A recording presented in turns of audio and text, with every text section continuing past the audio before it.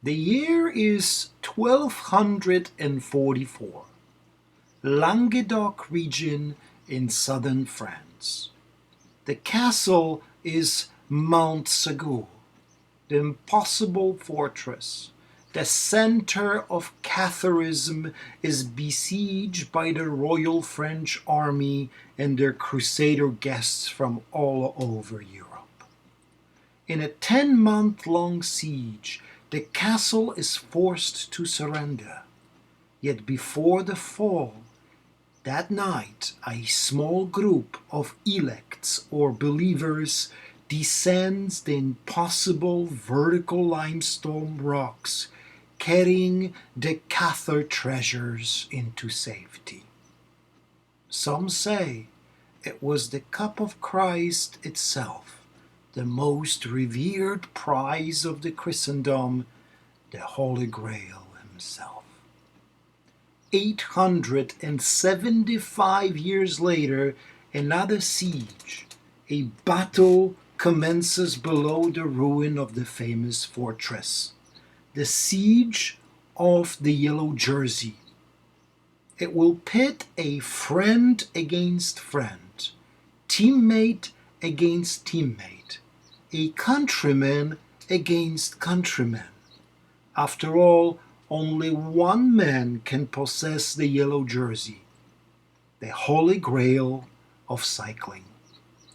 2019 Stage 15 preview. Well, after today, amazing stage where we really kind of, found out that the rest of the Tour de France is going to be an impossible feat, super exciting. We have the second stage in the Pyrenees, right? We really had three stages in the Pyrenees, but the first one really turned out to be truce, an appetizer, and today was amazing. Tomorrow actually is even harder. It's a proper Pyrenean stage, 185 kilometers. Okay, it goes over 3 Category 1 climbs, 1 Category 2 climbs, and 2 unrecognized, unmarked climbs early in a day that possibly could get the Category 4, but I can see why they didn't score the climbs as well. So tomorrow is going to be pretty hot on the roads of the Tour. Okay, it's going to be 86 degrees, so 30 degrees Fahrenheit. And tomorrow's stage, simply put, if I was going to describe it in a one short sentence, it's going to be either murder or brute.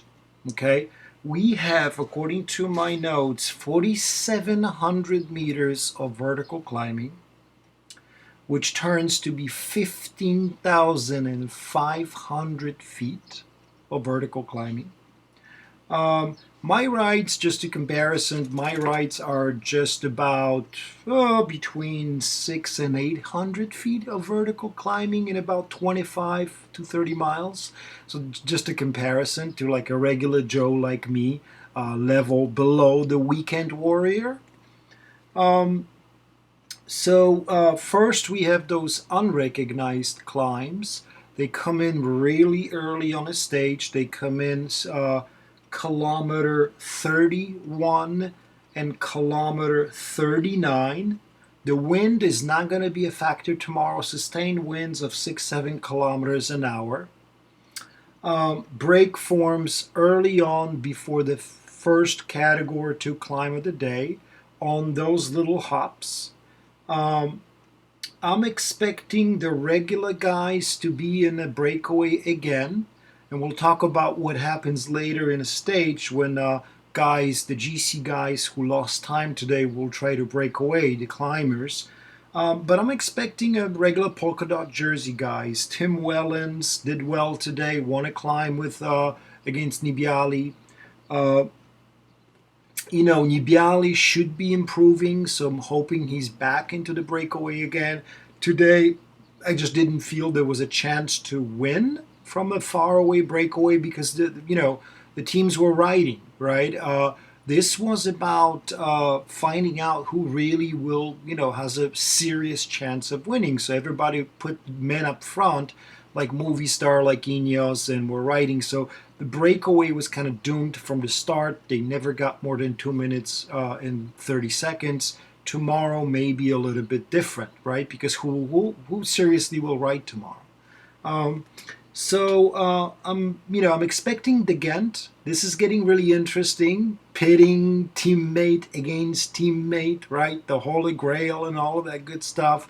The Ghent and Tim Wellens for the polka dot jersey is going to be an interesting battle, right? I really think that the Ghent will come out and try to take that jersey tomorrow. The Ghent is a good climber, but Wellens is a good climber, but not as good as the Ghent. And the mountains are only getting higher and higher. And tomorrow we have three category twos, three category ones later in a stage. So we'll just have to see how that happens. But I'm sure there's some talk in the team bus about this whole thing, about the strategy. Who else will go tomorrow? Columbian is always out there, right? Sandro Maurice lost a lot of time. He's high up in the Callum competition. He will probably go tomorrow.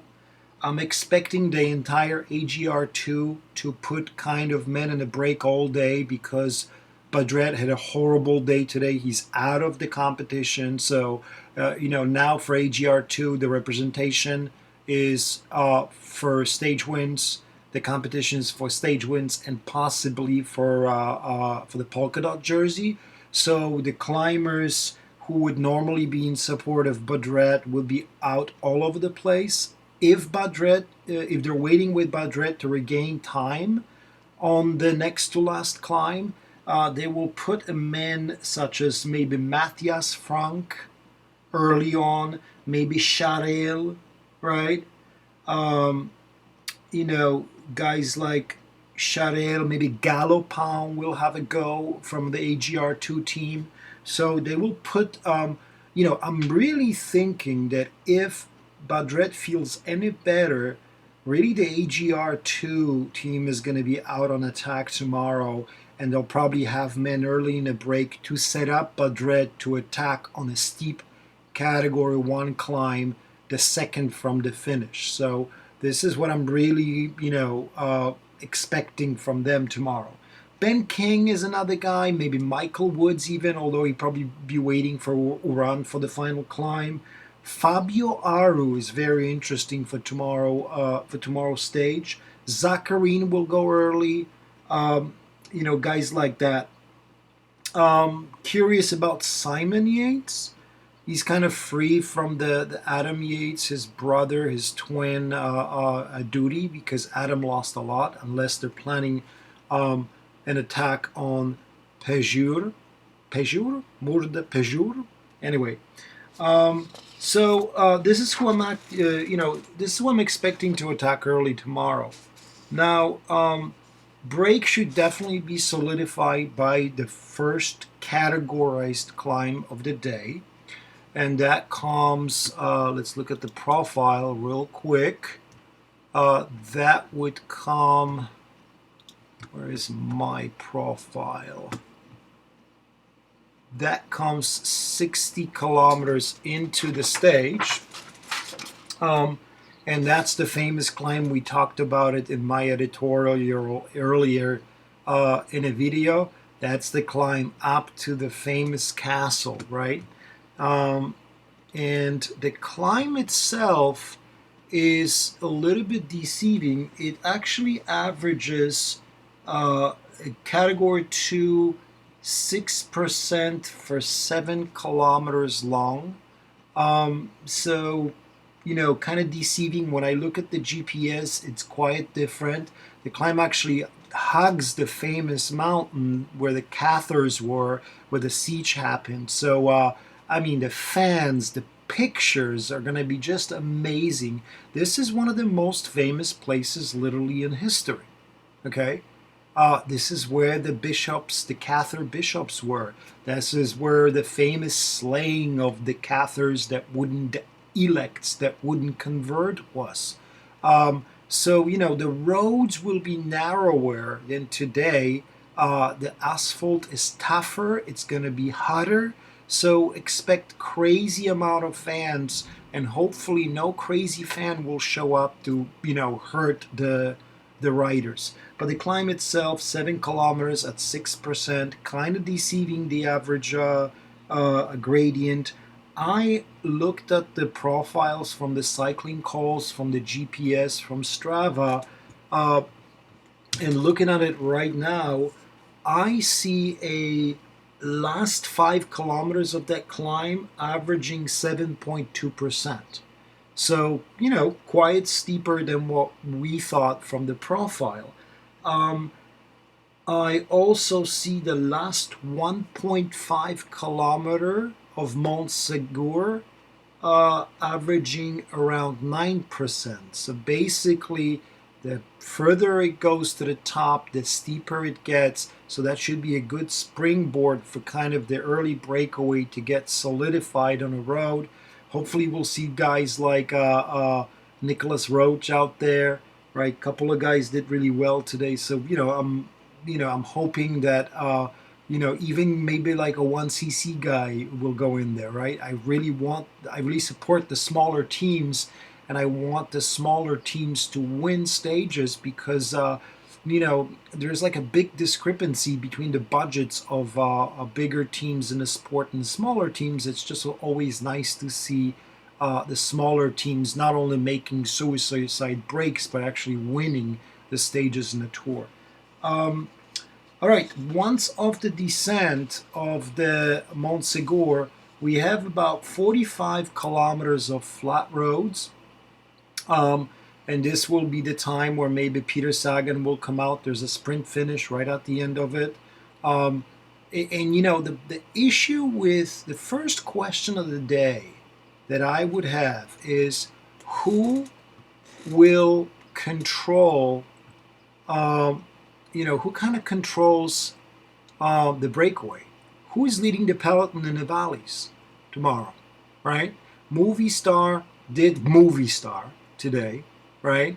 The reporters, Bob Roll and Christian Velvelde we're talking about this today. Another suicide attack by Movistar. It wasn't really an attack, but it was a super hard tempo today, early on Soulor. I don't think Movistar will do the same tomorrow. I'm questioning whether Ineos will do the same thing. So who is going to lead the peloton once they get over the Category 2 Mont Segur? Who is going to lead the peloton in that 45-kilometer flat stage past the sprint finish of the day, right? Who is going to assume that responsibility? So, this just tells me that somebody from the early breakaway could have a serious chance of survival. I'm thinking they're probably going to gain 10, 12 minutes. You never know. Somebody that lost time today may slip in there.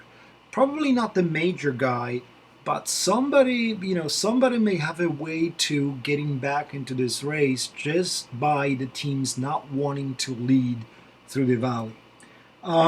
45 kilometers leads to a first big challenge of the day. I'm looking for the profile here. And the first challenge of the day is what we got here. We got Port Doulers, okay? Port Doulers. Stats are kind of tough for the climb. I'm looking at it right now. Port Doulers. Port Doulers is 11.4 kilometers at 7%. Okay, 11 kilometers at 7%, and it starts at 111 k's from the finish. So we're talking about 71 kilometers left. Okay, I looked at the profile in detail.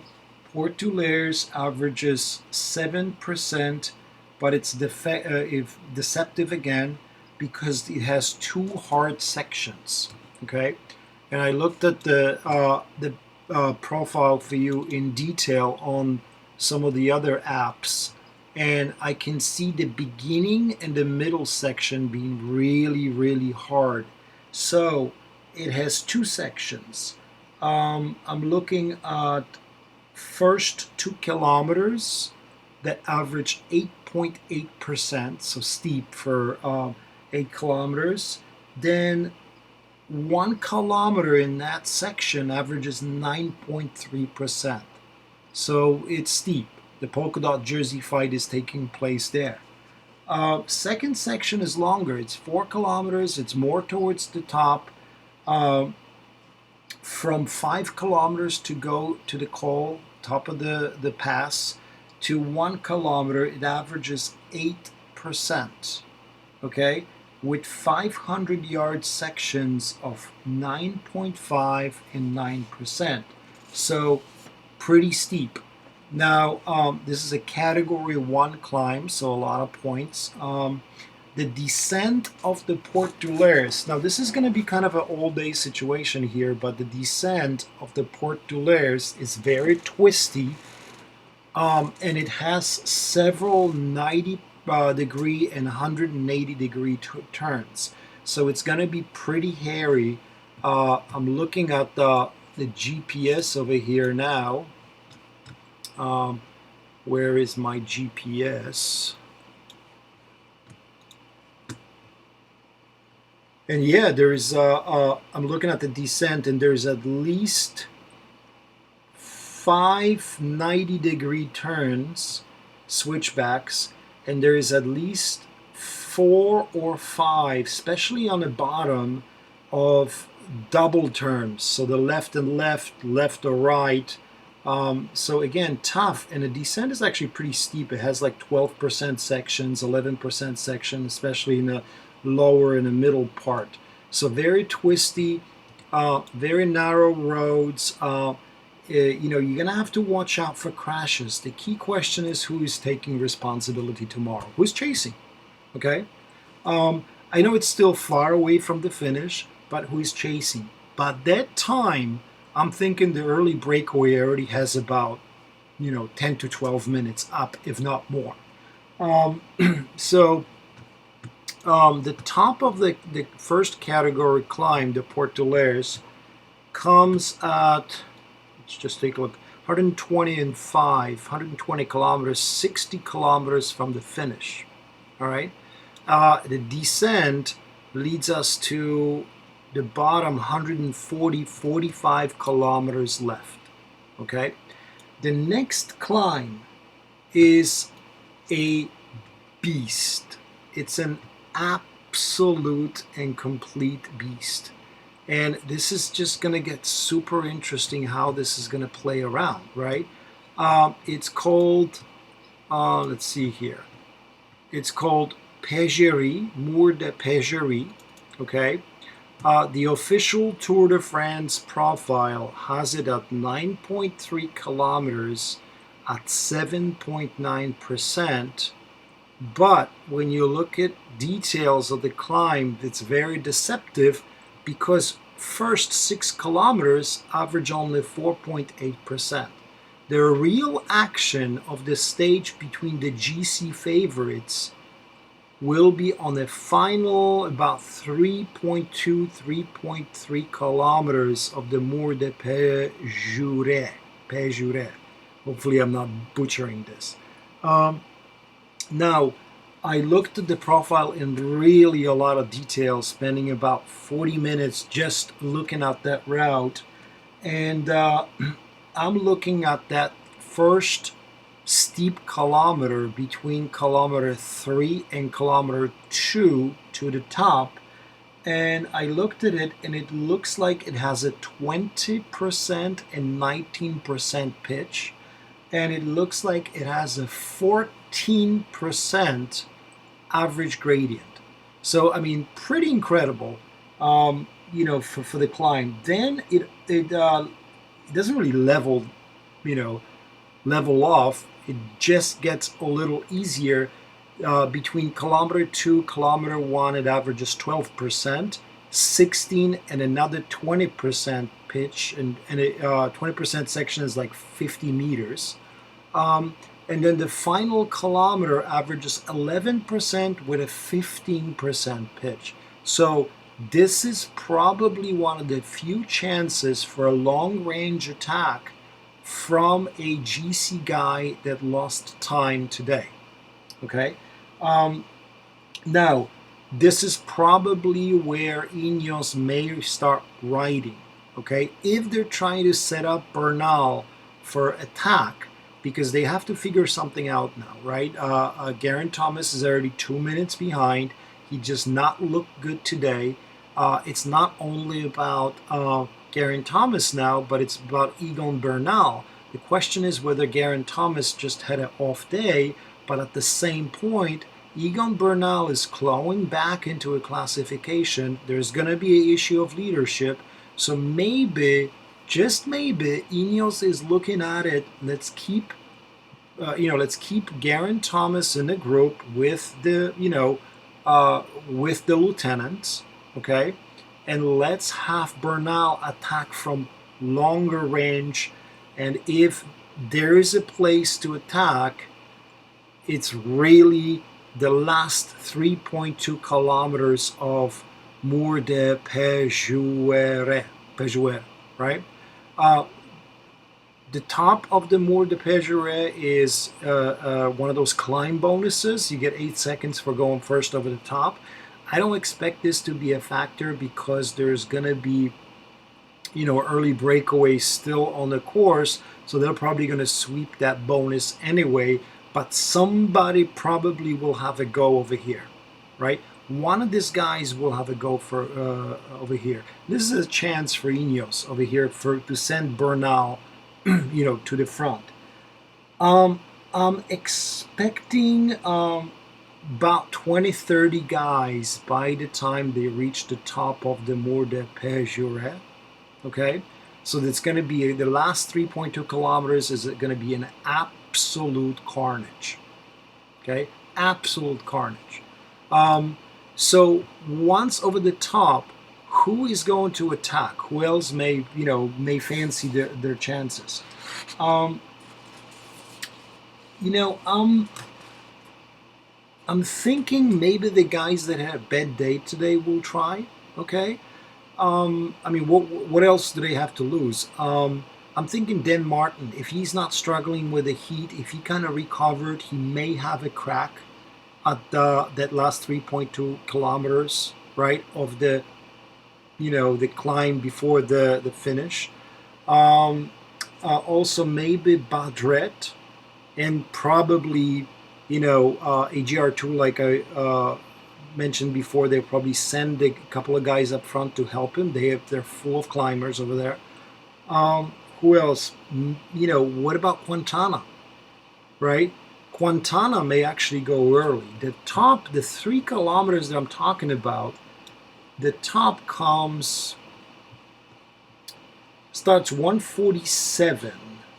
So that is 28 kilometers from the finish is that last 3.2 kilometers of the climb. So it's certainly possible, and there's a long and very, very peculiar and hairy descent coming off that Mur de Pejuere. So, somebody might have a crack. Who else? I think that, just any other guy the guys that lost today, maybe Adam Yates could have a chance, right?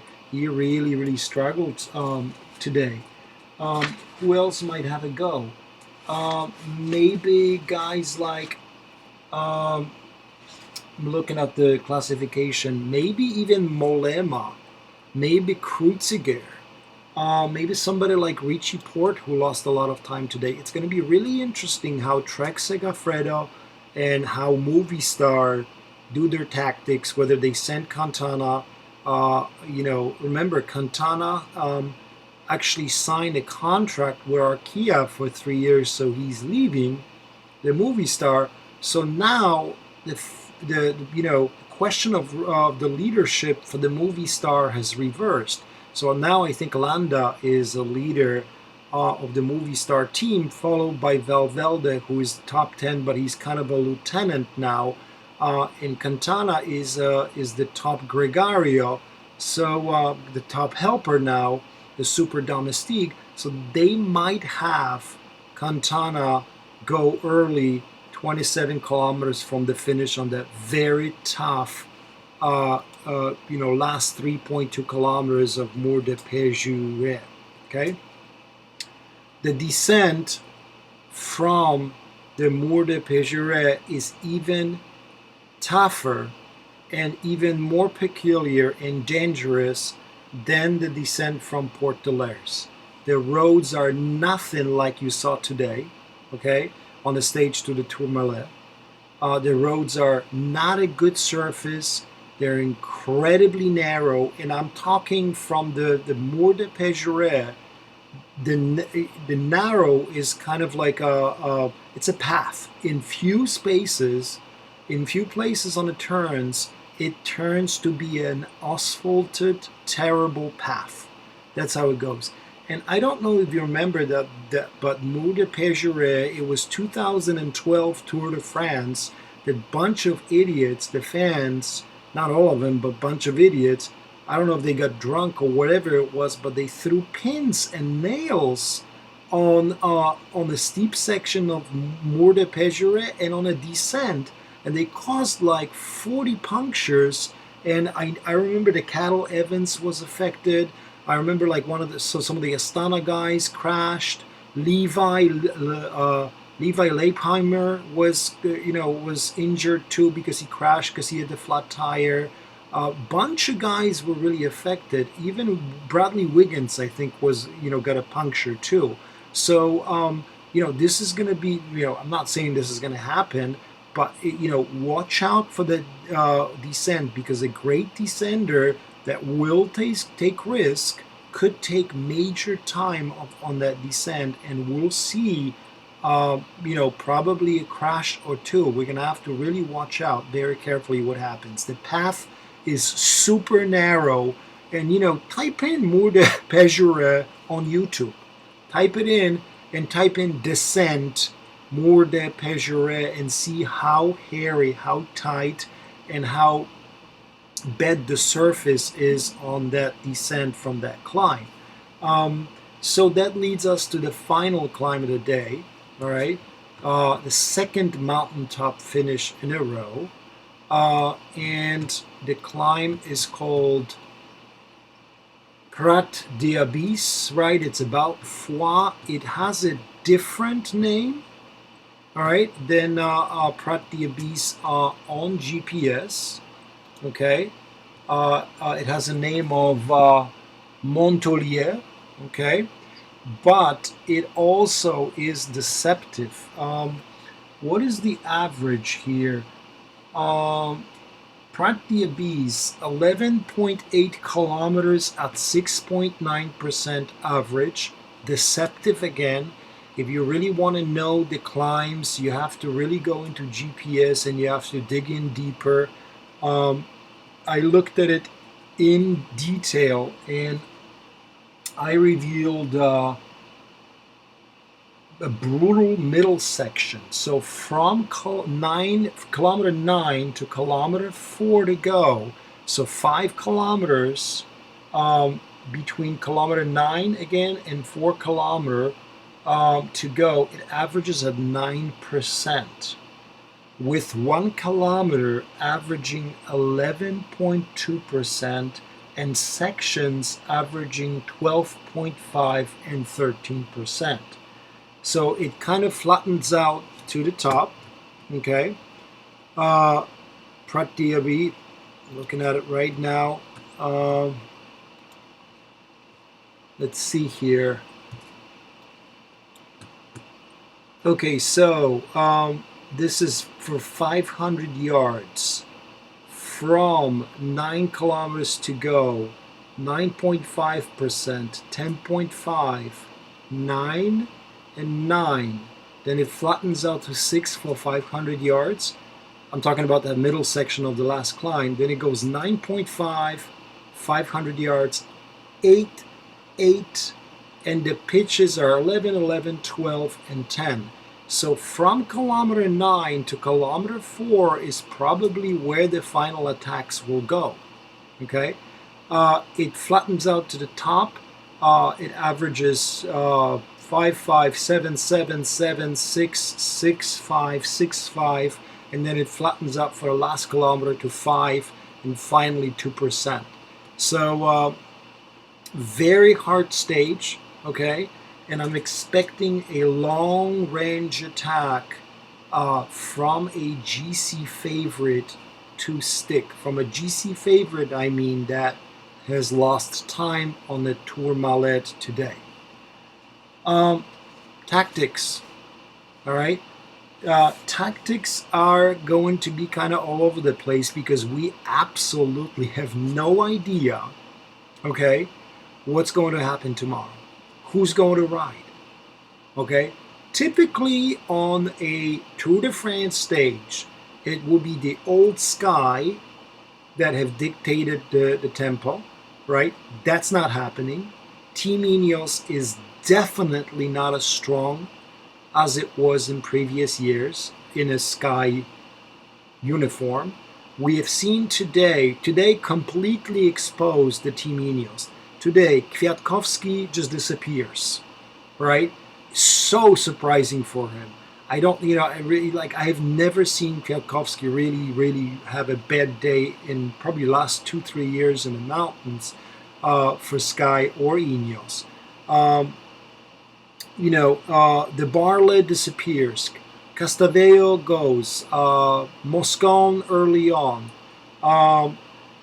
Wout Poels drops too early, right? That leaves Geraint Thomas and Egan Bernal without teammates, where team like Jumbo has 2, all right? And also where FDJ has Gadu left, and also where there were 2 movie stars left as well, without teammates, but there was Landa left and there was Valverde left. So this is a surprise because, this makes the tour more open. Now Ineos has to, really count their chances, count their teammates, and really figure out. So this is a really big surprise and makes for a super exciting tour. Movie star, I don't know if they're going to ride in the valleys, okay? The question for tomorrow is, who's going to ride, okay? Who is going to ride? I mean, literally the strongest team in the Tour de France now looks like Jumbo again, right? Which is, again, the whole, the whole thing with Jumbo was pretty surprising today because who'd you have today? You had George Bennett and the Plus Lawrence, right, on the front with 3 kilometers left to go for Kreiswijk. So it's the strongest team. The whole thing with ketones now comes to play, right? The legal doping. Again, whether this is not playing level field, it's not it's not a substance that's illegal. Okay, it's not on the UCI list. I know every podcast on cycling is talking about that advantage. Some teams are using it, some teams are not. But look, I want you to look at the teams that are not using it, right? AGR is one of the teams that is not using it. Where is Badret? And where is AGR2? So again, it is not illegal, right? It is one of the fuels that your body produces, along with fat and along with carbohydrates, right? But this is really interesting. That Jumbo admitted, it's the first team that was that admitted to using ketones, and it apparently is the strongest, by far the strongest team in the Tour de France. I mean, look what they did early in the first week of the tour. I mean, they won 4 stages. And now they have the men in the GC on the top 3 in the GC, and they have the strongest team with the support in the mountains. It is almost like the old Sky team, or the old Discovery team, or the, even before it, or the Banesto. Okay? So, this is going to be a story. It's going to be interesting to follow where the whole ketone thing goes. But, again, who is leading, which team takes over the responsibility for driving or riding in the valleys and leading the peloton on the descents? That's going to be the big question tomorrow. The question 2 out of 4 tomorrow is, how is Ineos going to use Bernal? Okay, whether Ineos will send Bernal on the Péjuguer on the last 3.2 kilometers for the long range attack, okay, or whether they will try something on the bottom of the last climb, okay. So, again, on the, what was the climb called, Prat the Beast. Another question tomorrow is going to be whether Pinot will resume his attack for the yellow jersey. This is by far the best chance for the Frenchman, and probably the only chance for the Frenchman to win the Tour and end the curse of the Frenchman, which actually has defeated this race for French for more than 30 years. They literally lost all hope, and this is the Tour. We are witnessing history here. So, so the question is whether the countrymen will be pitted against the countrymen, because Alaphilippe was not, although he was absolutely strong today, he looked not as strong as Pinot. So Pinot may fancy his chance and may fancy their return to the Tour. He made up some time on Geraint Thomas today. So it's going to be interesting how this plays out, and whether the FDJ puts men up front to actually ride early on. Another question that's going to be super interesting is which one of the GC favorites that didn't show up today, that lost time, recovers tomorrow and tries that long range attack.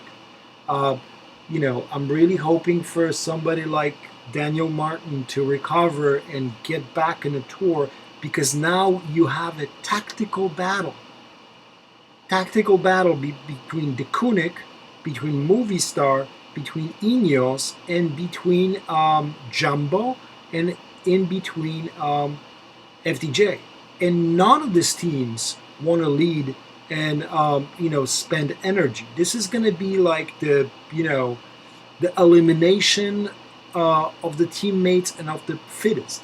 And they haven't even gotten to Alps yet. The Alps are just so much bigger and so much longer in this Tour.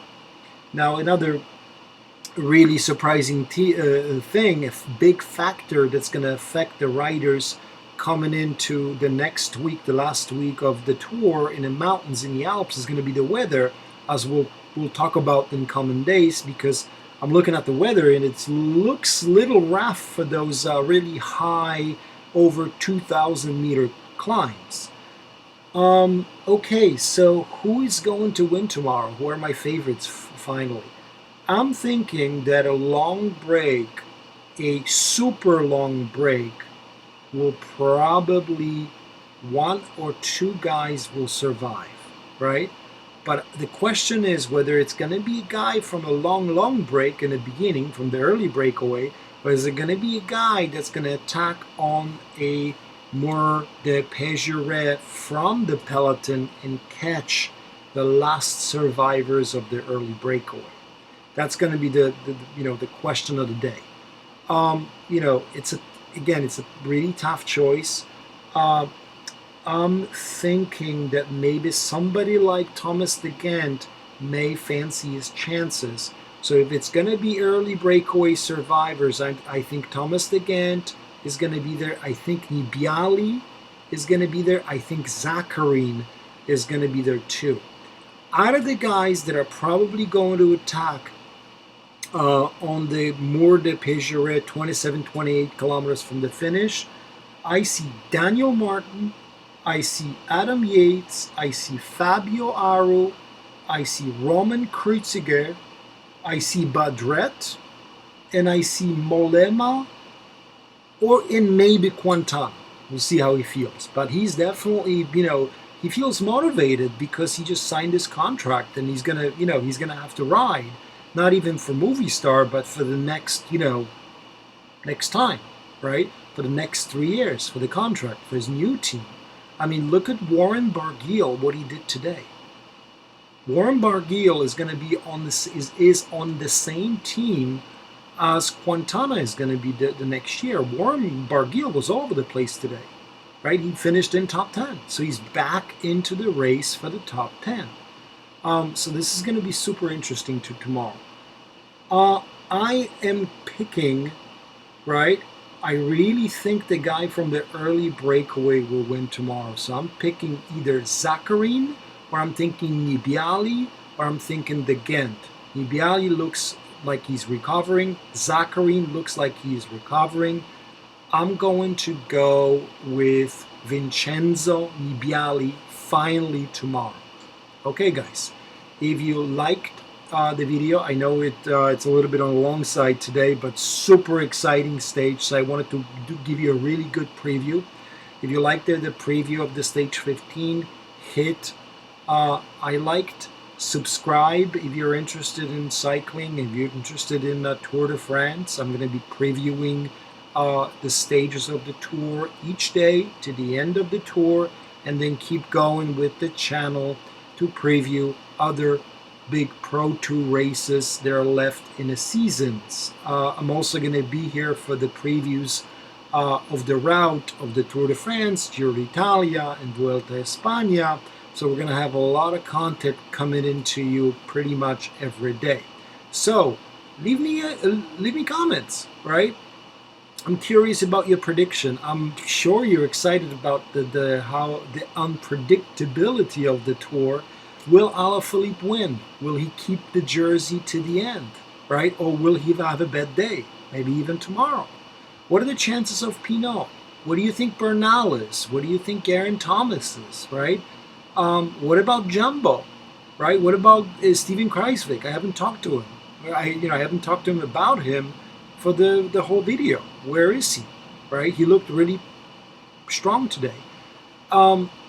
Which one out of the group of GC guys that lost time today will get back into the tour tomorrow? Is it over for all of them? Okay, so a lot of questions. Leave me comments, leave me questions. I always answer. Okay, thank you for listening, and I'll see you tomorrow.